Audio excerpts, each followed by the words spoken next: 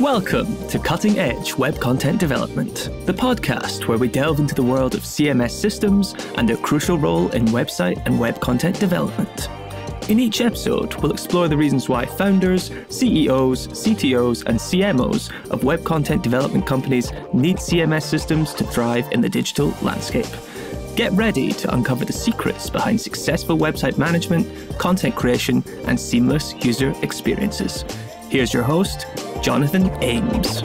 Welcome to Cutting Edge Web Content Development, a podcast by ButterCMS. Here we share insights on the intersection of content and web development and how you can align these two often competing forces to improve efficiency and business results. Joining us in this episode is Luis Rodriguez, Head of SEO at Compare the Market. He has more than 10 years of experience in online marketing and SEO, previously worked at companies like Uber and Booking.com. Welcome to the show, Luis. Hey, Jonathan, how are you? Very happy to be here. Yeah.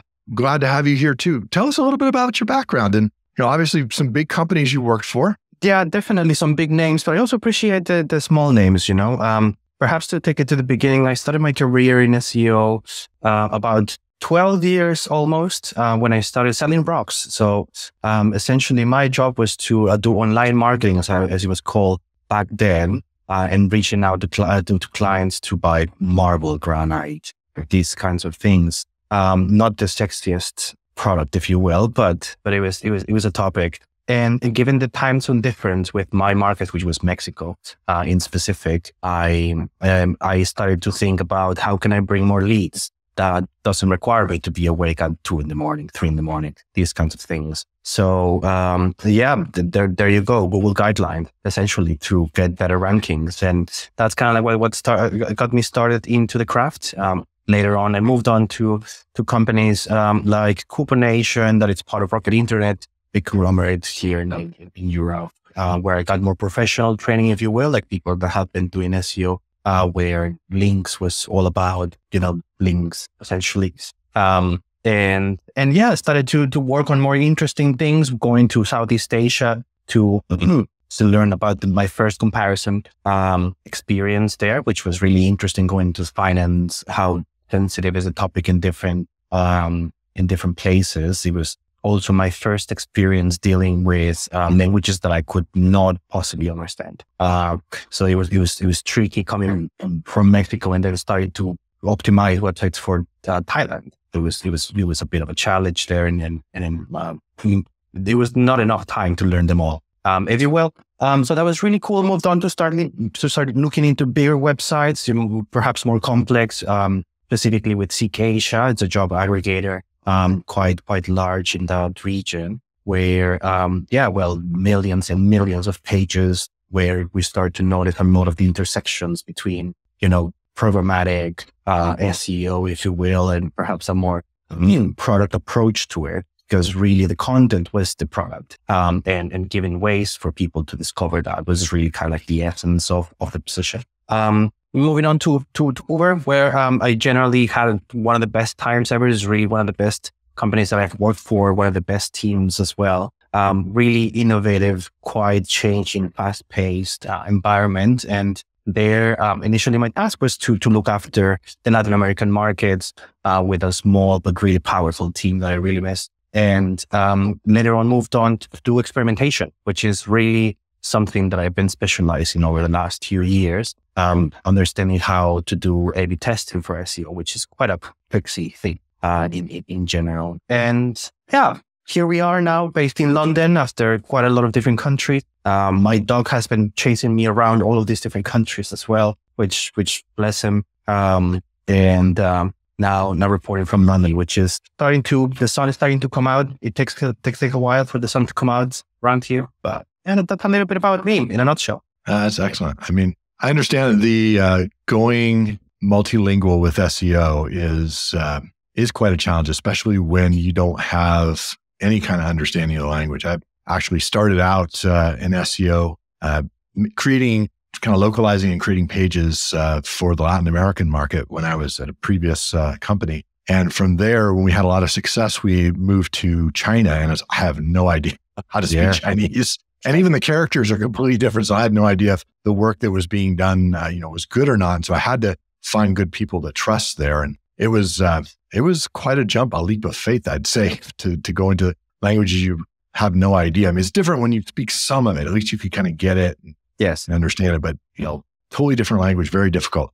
So if you are looking to do a global SEO strategy, how do you start that? If let's say there's somebody who's listening right now, maybe they've got one or two localizations, but they're really thinking about growing bigger. How do you start that SEO strategy for multinational? So it's a really interesting question. And I think that, perhaps there's even a pre-step to getting into the SEO technicalities, if you will. I think that one of the biggest parts is understanding just the priorities in general. So where can you bring back that investment or that action that you want to actually get? Because one of the easiest pitfalls is really having too many things to choose from. So SEO, it already contains a lot of things, right, that you can choose to do a focus here or there.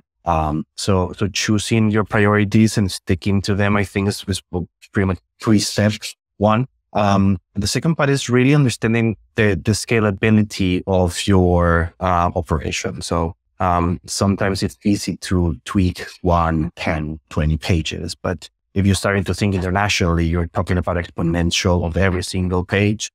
So understanding if you have the capacity the capabilities to really maintain a certain level of execution across, it's quite important. And probably I would also think a lot about wider capabilities within the company. So to give you what I mean with that, it's in specific, what can the company do? Where is it located? What kind of resources does it have that are not necessarily to SEO or even marketing, but that you have access to? Do we have experts in business? Do we have experts in different topics that you want to create content for? So that brings me back to an experience within Uber when we were trying to launch a experiment in Japan, and it turns out that there are 3 types of Japanese writing. So there's one that it's mostly focusing to newer words, I don't want to say westernized, but perhaps words that didn't exist when the language was created.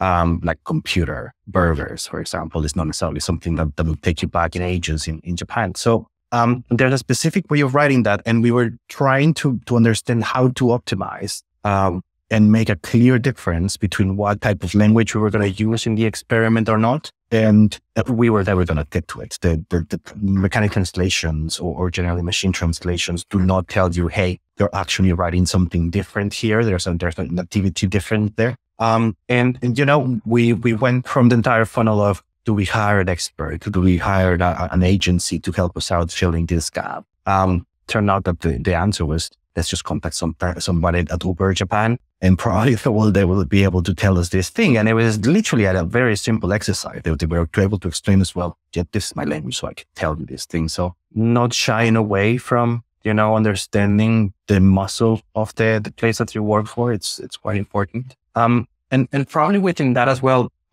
this is perhaps, rediscovering fire, but not all countries are the same. And I think that applies also to keywords. The keywords, it will be perhaps simplistic to say that every keyword has an actual replacement in every language. I don't think that's the case. Sometimes there are way different things that they mean. And for example, grocery shop, it has a funny machine translation that, in California means something, in everywhere else, it means something else.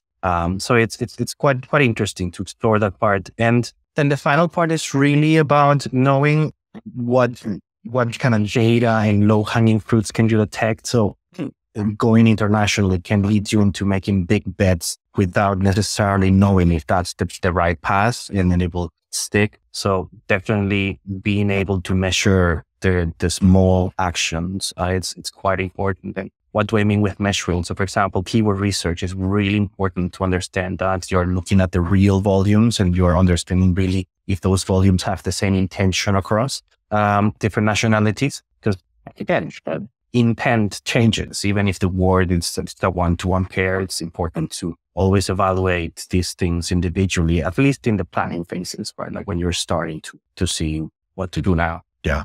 Yeah, I know. So you're saying key things here, look at what your company's strengths are. Maybe they have, resources that you can take advantage of that create some low-hanging fruit for you. Also look at, the data and see where those quick opportunities are for wins.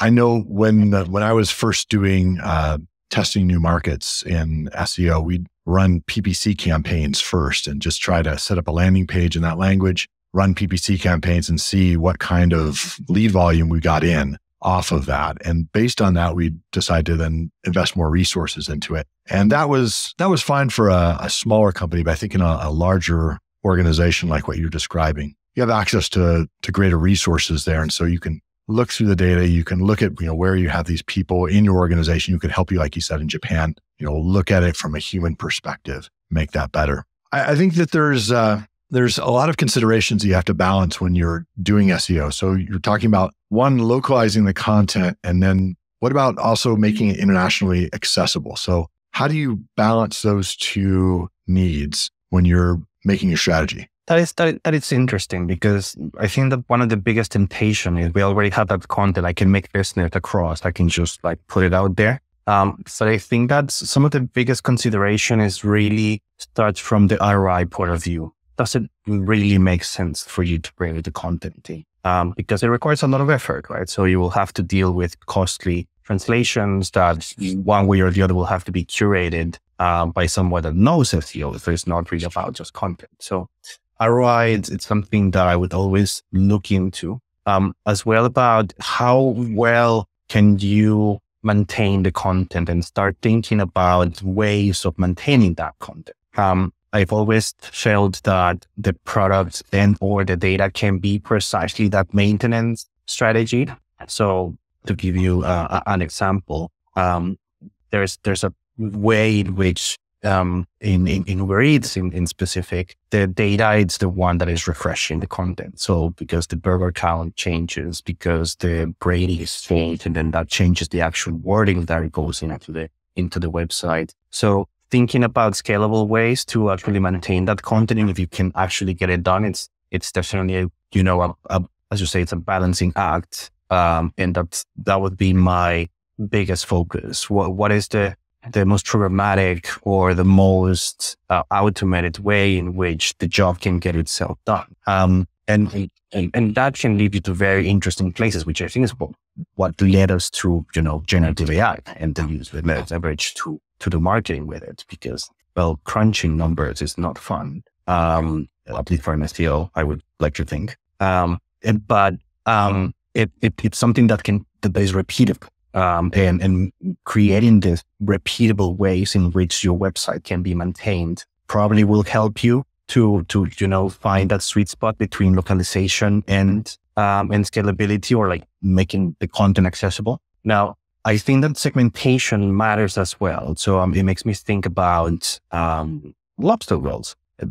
Definitely ranking for lobster roll here in the UK versus in Boston, it would be quite a different challenge, I would think, and it would require different weapons. So really understanding, how much of an effort you really have to take for a specific market makes a lot of sense. Really reading the local competitivity of that. I'm not sure if that even makes sense, but there are certain keywords that it might make sense to stay away from in the beginning, precisely because it will take you paths where it will limit your expansion, it will limit your competitiveness. So I think that, it's a balancing act, and understanding where the biggest opportunity is will kind of help you navigate some of these questions. Yeah, that point you brought up first of ROI, really important. It's there is a client of ours uses our software. They do translation to over 70 different locales, so different languages and regions within those languages. And we came to them and said, hey, here's this partner of ours we think might be a good fit for you, does kind of all machine translations and stuff, would speed up your process, because they often complain to us, it just takes forever for us to localize everything. And when we talked to them about that, they're like, the reason they didn't end up going with it, they're like, the cost is just too much. A lot of these products for them, the ROI just wasn't high enough to justify the added cost of bringing that agency in to do that for them. And so if you're able to understand, what the value of each of these products are, you can get a better idea of all right, maybe this one, we can employ extra resources there because the profits you're making off of it are high enough, it's worth putting in those resources. But it's not really a one size fits all, I found, at least with the clients that we've worked with. Because sometimes they're like, this product, we just basically need it out there, but we don't make enough money off of it to maintain it as well. It makes me think about an experience precisely working in Hong Kong, where we were using certain translation services to make the content of a credit card page in Cantonese. And it was really interesting that we went through, editors and like language experts and these kinds of things. And ultimately, the problem was on the localization, meaning that it would read Cantonese. It was Cantonese, but it was essentially like a description in a book or in a glossary, in a dictionary. Something that was not particularly helpful, something that it was not particularly speaking to a customer normally. And all it took was essentially an intern that helped us out to say like, hey, this is okay for a pamphlet, but not necessarily if you're trying to do marketing with it. So I think that it rings a bell precisely on understanding how sometimes that ROI can just be there. You're trying to do certain kind of practical approaches to things. And I think that as Google has been becoming more complex, I guess, like the algorithms definitely not less complex than before. And understanding more of these contexts, these localized words and this local context that it's within certain expressions or certain ways to search for things. It definitely creates a challenge of balancing the usage and leverage of technology in general to generate content and how much actual human input you need to have, because it can be the key to hit that quality level that you require to actually perform both, internationally and. Yeah. So you mentioned, the intern in your story, helping you make those slight adjustments so that it read better. What role does market research help you in being able to do SEO across countries and cultures? Is beyond, having an employee in that look at it and say, hey, this is, bad or good. How about the research stage? I think that's extremely important. And precisely as the machine is becoming to understand a lot more of human behavior and context, it's more important that you feed yourself with what is precisely the insights that you can get from behaviors, preferences, limitations to access certain things that can help you to understand different pitfalls. One of the biggest learnings that I've had during my career was realizing how a blanket approach can make you miss the actual goal of your objective, and trying to understand that it's the same everywhere. It's just not the real answer. So at certain point, I co-founded an agency a lifetime ago. We were working with a client that wanted to deploy into Taiwan. And the simplest thing was missed, the meaning of a color. And generally within Taiwan, the blue is not necessarily a color that you want to make a lot of emphasis for. And we completely missed. The content was fantastic. The website worked. It was fast. It was great connected. There was great strategy behind it, super authoritative, created by experts. But it just simply didn't stick to people. It was not something that people were pleased to see. It didn't really matter how good it was. We were not able to get it there. So that kind of pitfalls is probably something that you can avoid by understanding where do you want to be marketing in. Because at the end, I think that SEO and generally marketing is about connecting to the customer and really understand what do they need, what do they want, and without the context about, how does it feel to be there? It's quite important. And it resonates probably as well, an attempt to walk into this helpful content world where not really about what is the most optimized or the best content itself. It's really what is the best content for you in this location in specific. So yeah, I think it's step one, definitely understanding where you're going, and playing to those strengths of the culture and the insights that you can get from people in place. So where would be some resources that you might get that market research that you needed ahead of time, ahead of, starting SEO in a different region or a different language? That's an interesting question. I would definitely start with Google. I know that this is a little bit redundant, but understanding really what is today in that country, in that location, it's quite important about what is trendy. I think that, some regular resources around the news and the media coverage can be slightly deceptive, but really understanding about, local guides in specific, I think that is a really, really good resource for that. Now with people having access to, publishing immediately to the world, it's quite useful to understand really what is going on in every corner if you really wanted to find out.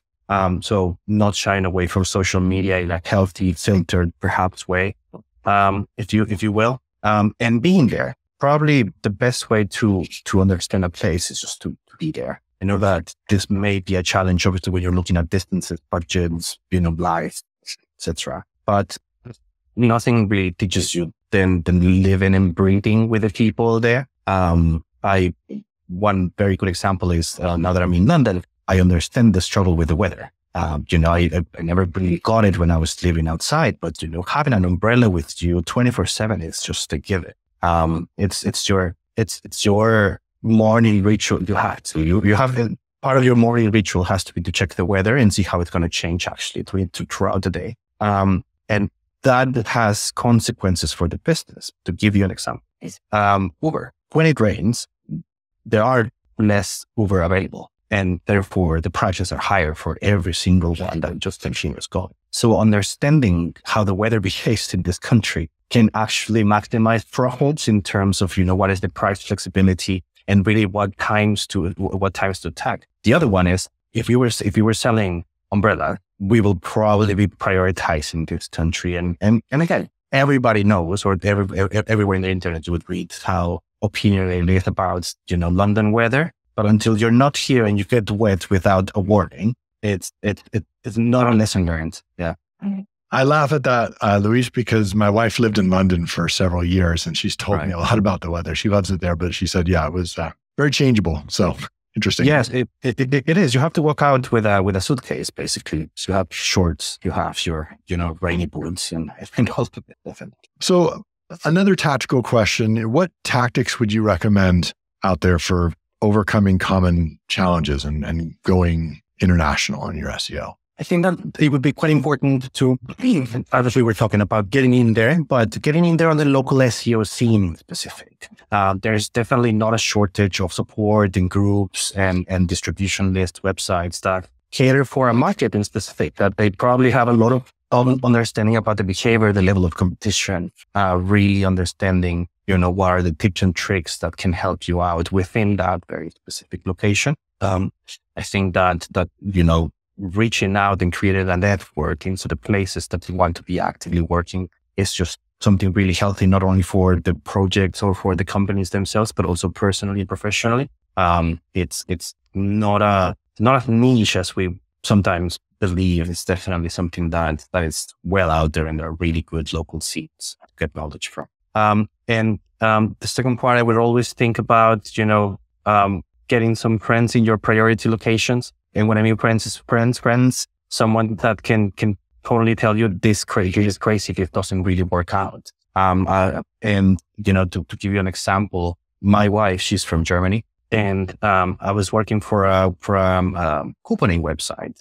So localizing discounts in Germany is also quite an art. Mostly because there's a lot of interest. There's definitely, they're very savvy shoppers in Germany. And it was quite interesting about all the different variations that you could add just one single letter into that will just make a whole new word. And being able to get that feedback from her raw and direct to that makes absolutely no sense. Don't write it. Was quite good. So, getting friends in there is something that I would say. And probably the last part that comes to mind is diving into the local competitors themselves. So, I've been recently looking into, the yoga space, for example, and it's one that has a lot of global coverage. There could be a massive company just doing yoga globally, but there's also a lot of local competition from here that are very well optimized within the local pad. That are actually quite famous and are dragging quite a lot of the community within their fence. So I think that, doubling down on really a hard look into how priority locations can give you different levels of competition. it's quite interesting. You may be optimizing the wrong snippets. You may be, putting out there the wrong time, the wrong level of detail. That's what comes to mind. Yeah.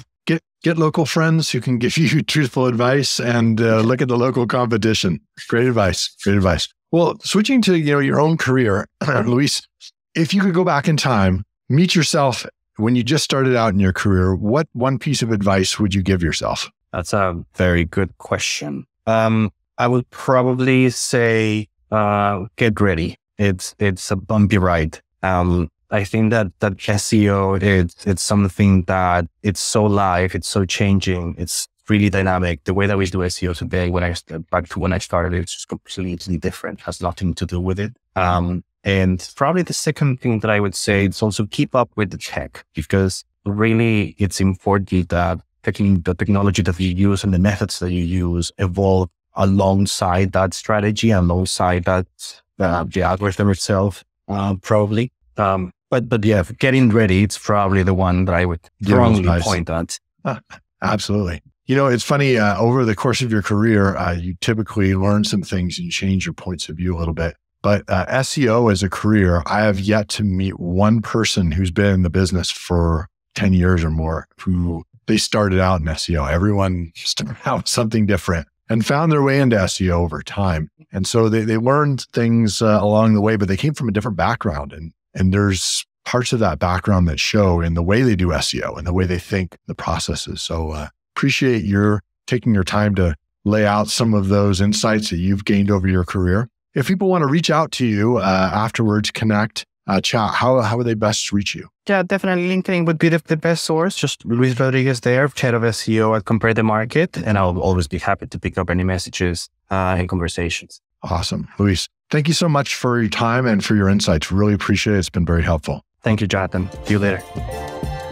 Cutting Edge Web Content Development is brought to you by ButterCMS. To find out how you can build better with Butter, stop wasting dev time, and free your marketers from your legacy CMS, visit ButterCMS.com. Also, make sure to search for Cutting Edge Web Content Development in Apple Podcasts, Spotify, and Google Podcasts, or anywhere else podcasts are found.